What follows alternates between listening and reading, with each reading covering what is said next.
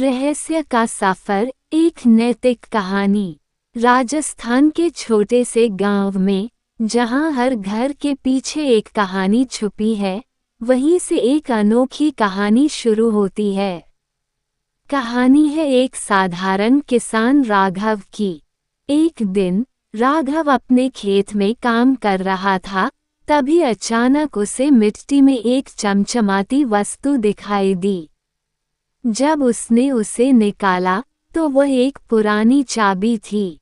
चाबी पर अजीब से निशान थे, जिन्हें देखकर राघव की उत्सुकता बढ़ गई। राघव ने गांव के बुजुर्ग से उस चाबी के बारे में पूछा। बुजुर्ग ने बताया कि यह चाबी गांव के पुराने किले की हो सकती है, जो वर्षों से वीरान पड़ा है।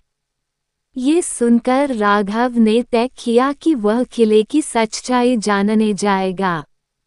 अगले दिन सुबह सुबह राघव किले की ओर निकल पड़ा। रास्ते में उसे एक रहस्यमयी महिला मिली, जिसने उसे किले के बारे में चेतावनी दी। उसने कहा, किले में जो भी गया, वो कभी वापस नहीं आया। राघव ने महिला की चेतावनी को नजरअंदाज कर दिया और किले में प्रवेश किया। अंदर घुसते ही उसे दीवारों पर अजीब चित्र दिखे। चित्रों में एक खजाने की कहानी छुपी हुई थी। जैसे ही राघव चित्रों को समझने की कोशिश कर रहा था, उसे पीछे से किसी की आवाज सुनाई दी। वह पलटा तो देखा, एक बूढ़ा आदमी उसे घूर रहा था। आदमी ने कहा, तुम यहाँ क्या कर रहे हो? राघव ने चाबी दिखाते हुए अपनी मंशा बताई। बूढ़े आदमी ने चाबी को देखते ही अपनी आंखों में डर और आश्चर्य का मिश्रण दिखाया। उसने बताया कि वह किले का पहरेदार है और यह चाबी खजाने के कमरे की है, लेकिन वहाँ बहुत खतरे हैं। राघव ने बूढ़े आदमी की मदद से खजाने के कमरे की ओर बढ़ना शुरू किया। रास्ते में उन्हें कई बाधाएं मिली, लेकिन उन्होंने एक एक करके सभी को पार कर लिया। जब वे खजाने के कमरे के पास पहुंचे, तो राघव ने चाबी से ताला खोला।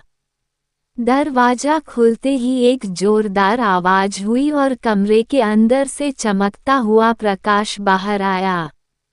राघव और बूढ़े आदमी ने कमरे के अंदर कदम रखा। वहां ढेर सारा सोना और कीमती रत्न रखे थे। लेकिन तभी कमरे में अचानक दरवाजे बंद हो गए और वहां अंधेरा छा गया। राघव को एहसास हुआ कि यह सब एक जाल था। बूढ़ा आदमी एक दानव में बदल गया और जोर से हंसने लगा। राघव ने अपनी पूरी ताकत लगाई और आखिरी पल में वहां से भागने में सफल हो गया। इस तरह राघव ने न केवल अपने जीवन को बचाया, बल्कि यह भी सीखा कि कुछ रहस्यों को अनजाना ही रहने देना बेहतर होता है। इस पूरे सफर ने उसे यह सिखाया कि लालच बुरी बला है और सच्चा खजाना संतोष में ही है।